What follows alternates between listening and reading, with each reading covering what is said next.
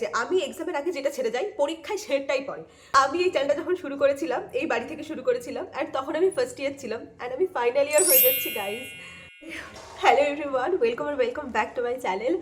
So finally long video. তোমরা অনেকে বলেছো দিদি লং ভিডিও দাও, বাট আমার থার্ড প্রফ এক্সাম চলছিল, অ্যান্ড অনেস্টলি সেইং আমি আজকে খুব খুশি। আজকে কনভারসেশনটা অনেকটা হার্ট টু হার্ট করবো, অ্যান্ড সবচেয়ে ইম্পর্টেন্ট সেটা হচ্ছে আমার থার্ড ইয়ারের এমবিবিএস এক্সাম কেমন হয়েছে সেটা তোমাদের সাথে শেয়ার করব।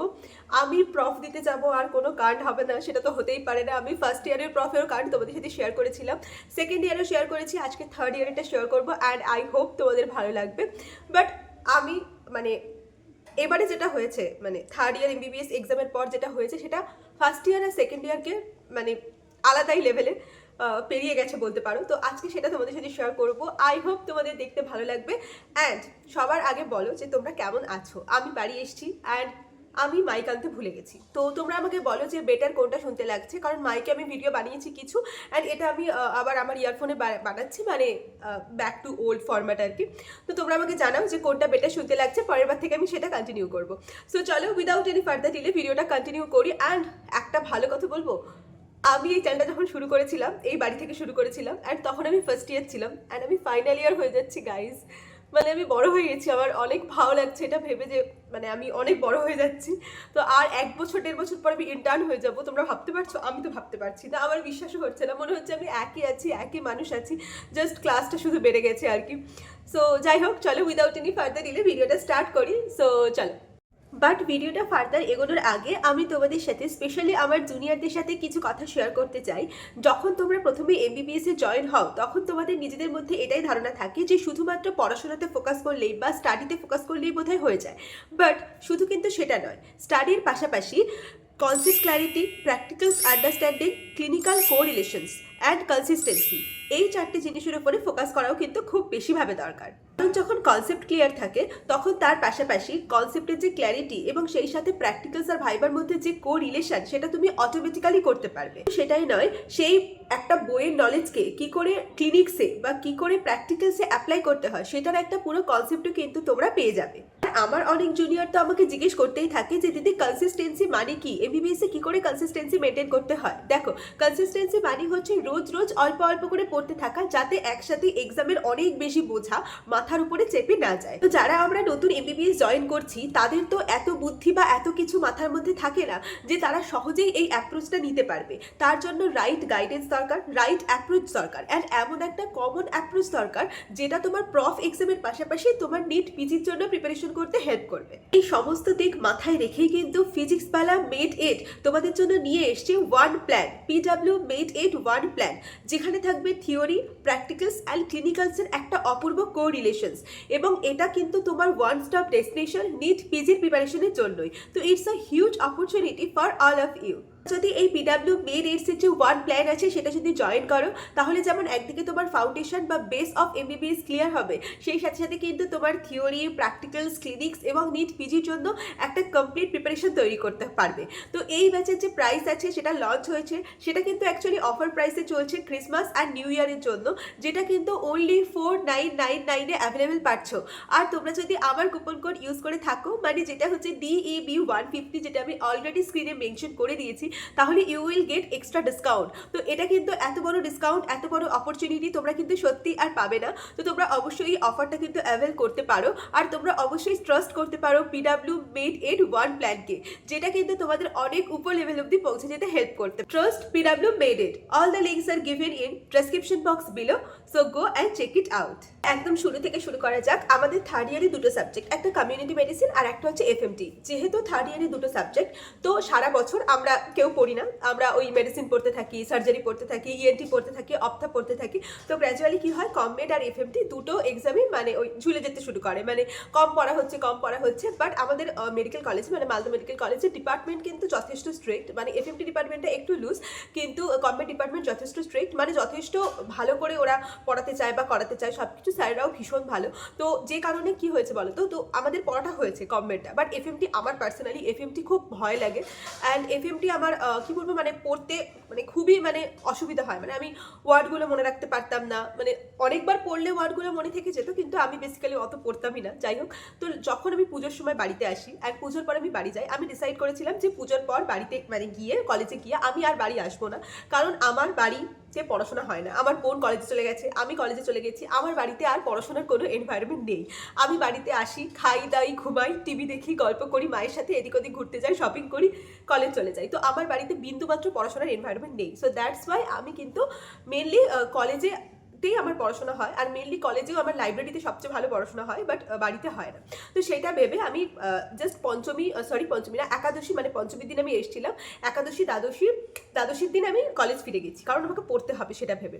তো বেসিক্যালি আমি গেছি, গিয়ে পড়েছি, গিয়ে দেখছি এত সিলেবাস। তো চাহক মাহক করে আমি একটা রাফ রুটিন মতো বানিয়ে, যে কারণে তুমি 2 মাস কোনো ভালো ভিডিও দেখতেই পাওনি আমার থেকে, বিকজ আমার অবস্থা খারাপ ছিল। আমার মনে হয়েছিল ভাই আমি 3rd ইয়ার পাস করতে পারবো তো, মানে এরকম চাপ লাগছিল। তো যাই হোক, আমি তাও মোটামুটি পড়াশোনা শুরু করি, ঠিকঠাক চলে। এবার পড়া তো মোটামুটি কমপ্লিট হলো, ভয় লাগছে পারবো না, এত বড় syllabus. Paper 1 paper 2 combined, paper 1 paper 2 দুটো পেপার হয়, আর হচ্ছে এফএমটির একটা পেপার হয়। টোটাল 3 দিনে আমাদের পরীক্ষা শেষ হওয়ার কথা ছিল।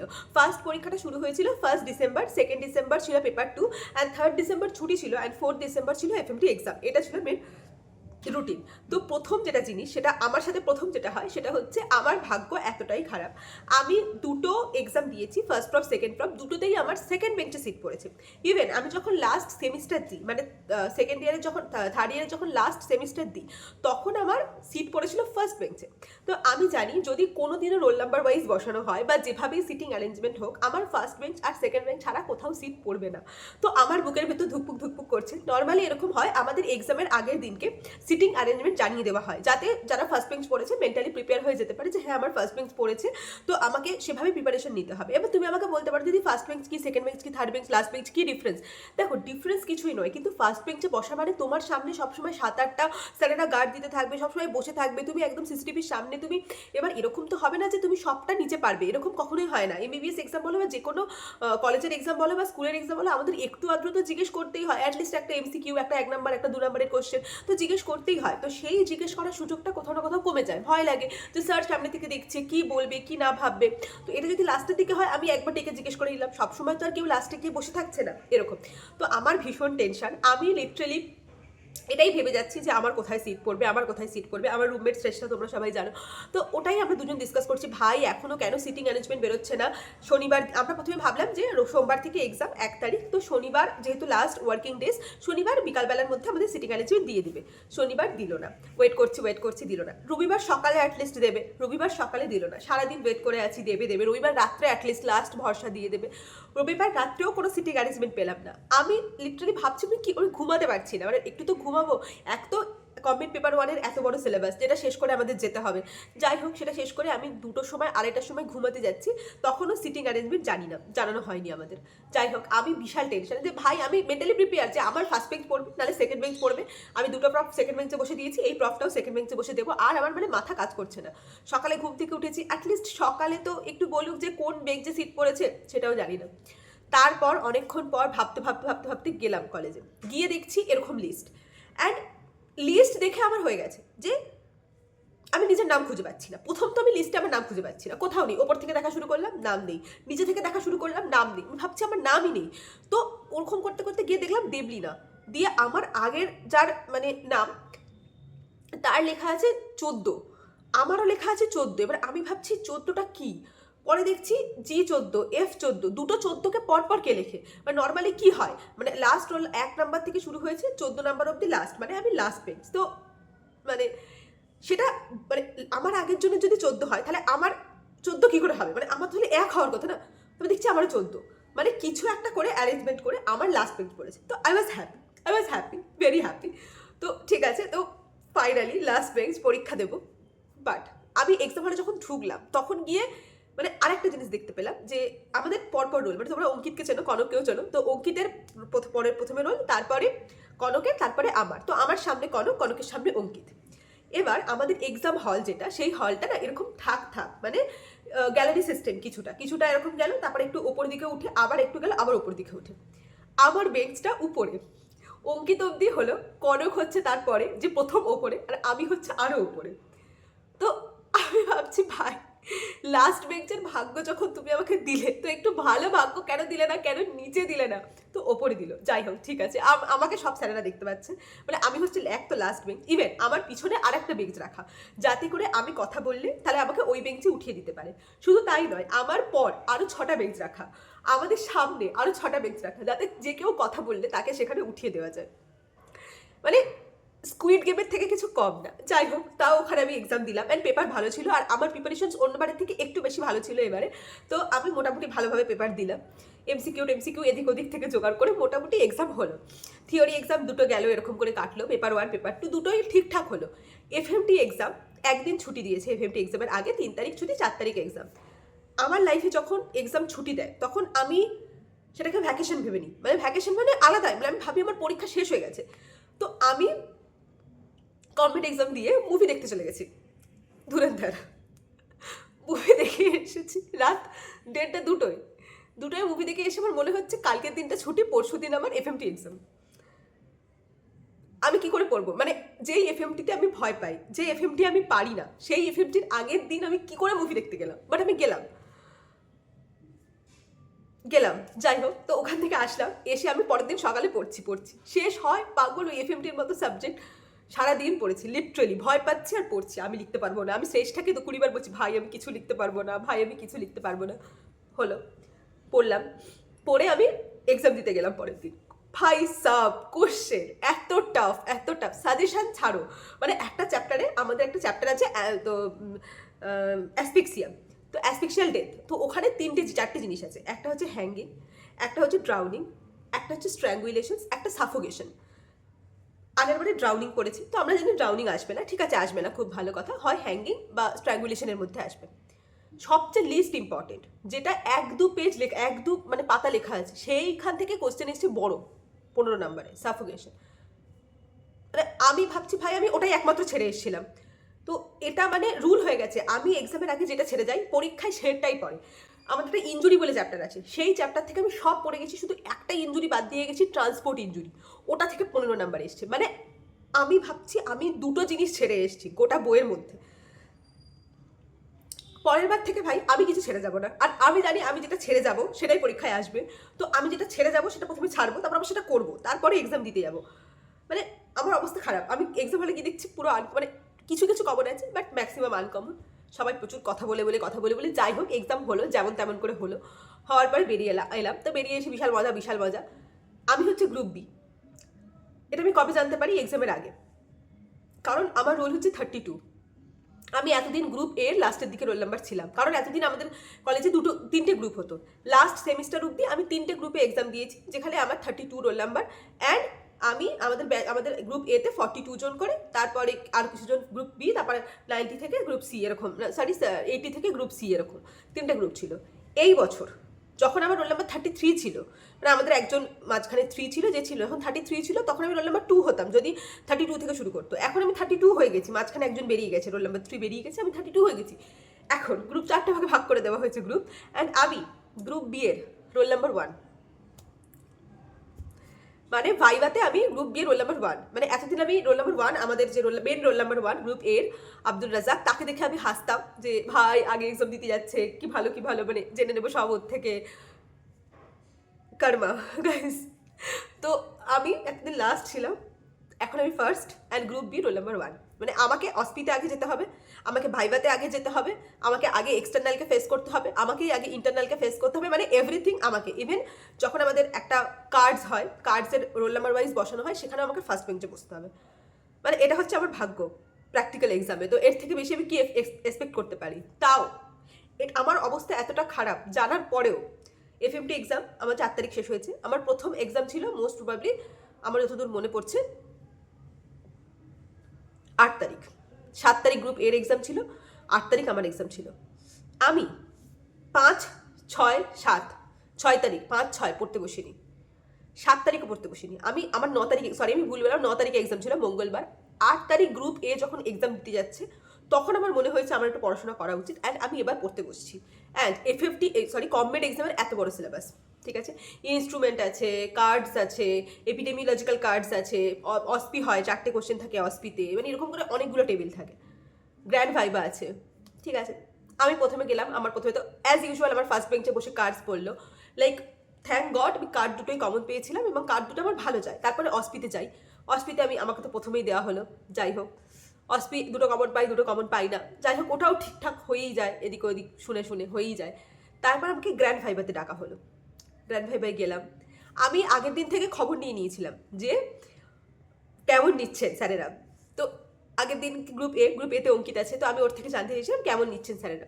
তো অঙ্কিত আমাকে বললে যে ভালো নিচ্ছে, ভীষণ ভালো, গল্প করে ছেড়ে দিচ্ছেন। ওই স্যারটাই আমার গ্র্যান্ড ভাইবা পড়েছে, তো আমি বিশাল খুশি যে ওই স্যারটা গ্র্যান্ড ভাইবা পড়েছিল, বিশাল ভালো লাগবে, বিশাল ভালো, মানে বিশাল মজা, মানে গল্প করে ছেড়ে দেবে। ঠিক আছে, তো আমি গেলাম, তো উনি আমাকে জিজ্ঞেস করলেন কোথায় বাড়ি, হ্যান ত্যান। তো আমি জানতে পারলাম যে আমার বাড়ির কাছে ওনার শ্বশুর বাড়ি, হ্যান ত্যান। ভালো লাগলো, খুব গল্প করছে মজা লাগছে। তারপর উনি কোশ্চেন করা শুরু করলেন, খুব ইজি কোশ্চেন, হেলথের ডেফিনেশন, এপিডেমিওলজি ডেফিনেশন। আমি বললাম, but he was not satisfied. এরকম করে আরও অনেক কিছু ধরলেন।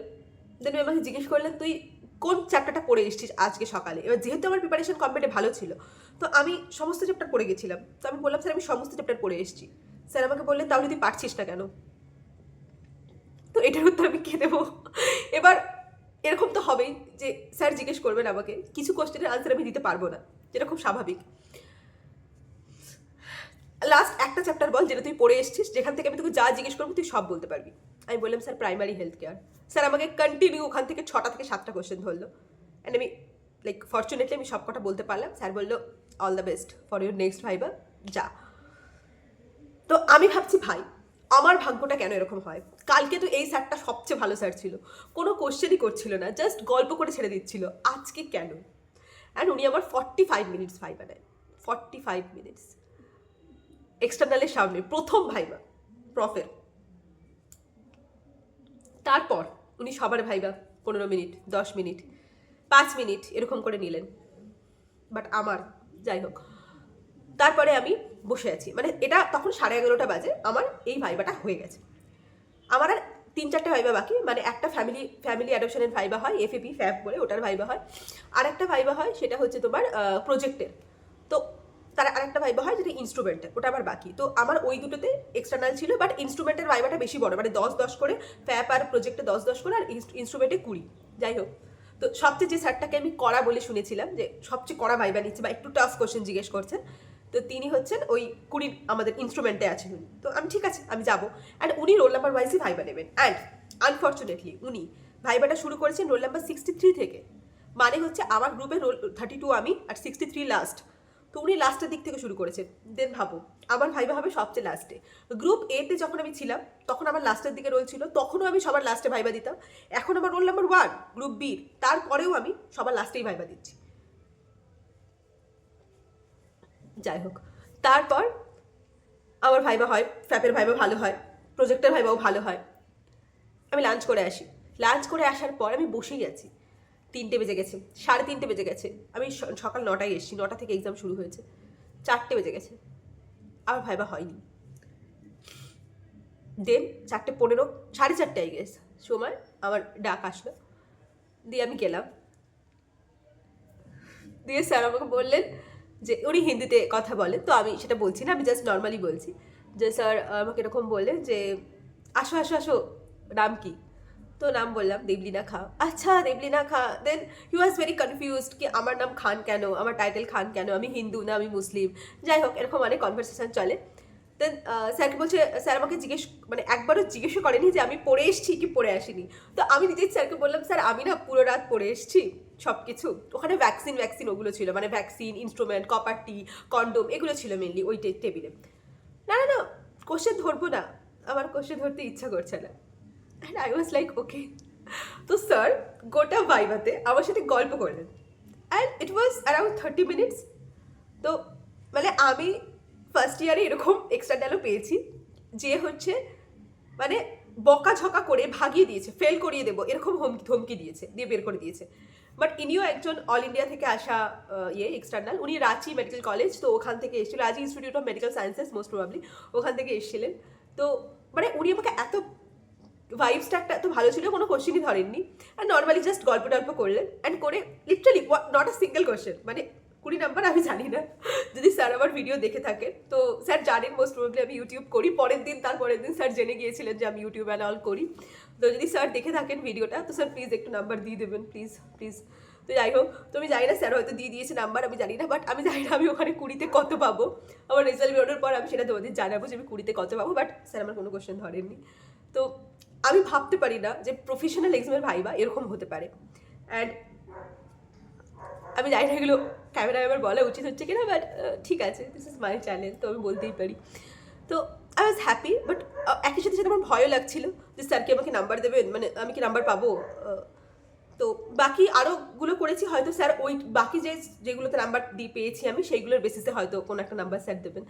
যাই হোক, তো এইভাবে আমার কম্পিটিটিভ এক্সাম হয় and it was quite good. মানে আমি ভালো এক্সাম দিয়েছি, বাকি যাই না কি হবে কি না হবে, আমি রেজাল্ট বেরোনোর পর বলতে পারবো কেমন হয়েছে না হয়েছে, but it was good. But sir আমাকে এতটা সুন্দর একটা ভাইবস দিয়েছিলেন, এক্সটার্নাল হয়েও যে এত সুন্দর ভাইবস দেওয়া যায়, এক্সটার্নাল হয়েও যে মানে এরকম ফিল করানো যায়, তো এটা আমার জন্য আনএক্সপেক্টেড ছিল অনেক। যাই হোক, তারপর আমি এফএমটি এক্সাম, ওই এক্সামের পর আমি ঘুরতে চলে গেছিলাম আবার বন্ধুদের সাথে।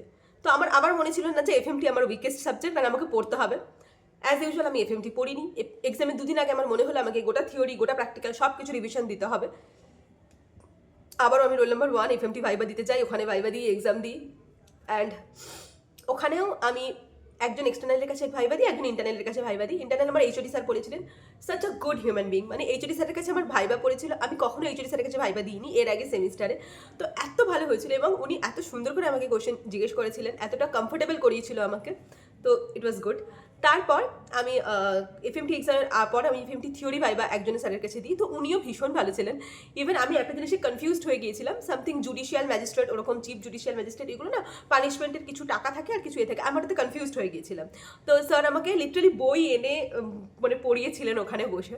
তো ইট ওয়াজ গুড এক্সপিরিয়েন্স। মানে আমি যত আস্তে আস্তে ফাইনাল ইয়ারের দিকে এগোচ্ছি, যত মেডিকেল ফ্যাটার্নিটি, মানে ফার্স্ট ইয়ারে অনেক বাজে এক্সপিরিয়েন্স ছিল আমার এক্সটার্নালদের সাথে, but second year and third ইয়ারে মানে আস্তে আস্তে ভালো হচ্ছে এক্সপিরিয়েন্স। আমার মনে হয় যত মানে আমরা বড় হই, যত ক্লিনিক্যাল দিকটা আমরা যাই, তত হয়তো এক্সটার্নালদের সাথে রিলেশনস অনেক ভালো হয়। তো অলমোস্ট এটা একটা গুড এক্সপিরিয়েন্স ছিল। আমার প্রিপারেশনস অনেক জায়গায় একটু বেটার ছিল আগের বারের থেকে, বাট তারপরেও যেগুলো হয়েছে সেগুলো তো স্যারেরা ওরকমই, তাই মানে স্যারেরা অনেক ভালো, তাই তো মোটামুটি ভালো এক্সপিরিয়েন্স ছিল। এবারে থার্ড প্রফ অনেক ভালো গেছে, বাট এবার আমার ফাইনাল প্রফ আসছে, মানে ফাইনাল ইয়ার। অ্যান্ড ফাইনাল ইয়ারের subject medicine, surgery, obsgyne, pediatrics, ENT, ophtha. আমি জানি না আমি কী করবো, বাট করতে হবে। আমি চ্যানেলটাকেও একটু কন্টিনিউ করবো ভাবছি, ঠিক মতো ভাবে আমি করতে পারিনি, তার জন্য আমি very sorry for all of you, মানে ভেরি সরি চেয়ে নিচ্ছি তোদের কাছ থেকে যে আমি পারিনি কন্টিনিউ করতে ঠিক মতো তোদের সাপোর্ট করতে পারিনি, ঠিক মতো তোদের ভিডিও দিতে পারিনি। বাট এবার থেকে কন্টিনিউ ভিডিও আসবে, নিটের জন্য হোক বা এর জন্য হোক। আমি আগেও বলেছি, তোরা আমার মুখের কথায় বিশ্বাস করিস না, আমি কাজে করে দেখাবো, তারপর বিশ্বাস করবি। সো যাই হোক, with our new energy, with a new year, with a fresh energy, আমি তোদের সবাইকে অ্যাডভান্স হ্যাপি নিউ ইয়ার, যেটা জানানো হয়নি। আমি এটা 25 ডিসেম্বরে আই গেস রেকর্ড করছি এটা, তো মেরি ক্রিসমাস। তার আগে সবার জন্য লাল লাল জামা পরেছি ওই জন্য। তো যাই হোক, সো ভিডিওটা কেমন লাগলো সেটা অবশ্যই জানা। আর এরকম স্টোরি ভিডিও আরও দেখতে চাস কিনা, কারণ এখন তো ক্লিনিক্সে যাবো, আরও অনেক স্টোরি হবে, নতুন নতুন স্টোরি তৈরি হবে প্রতিদিন। এখন তো ওয়ার্ডে যাবো, পোস্টিংয়ে যাবো, তো সেগুলো তোরা দেখতে চাস কিনা সেটাও আমাকে কমেন্ট করে জানা। দেখা হচ্ছে পরের ভিডিওতে খুব তাড়াতাড়ি। আর আজকের এই আমার থার্ড প্রফের এক্সপিরিয়েন্স কেমন লাগলো, তোরা আরও কিছু জানতে চাস কিনা সেটাও কিন্তু কমেন্ট করে জানা। তো অবশ্যই সবাই কমেন্ট করিস, আমি কিন্তু সবার কমেন্ট পড়বো অ্যান্ড দেখবো। সো চলো, দেখা হচ্ছে পরের ভিডিওতে খুব তাড়াতাড়ি।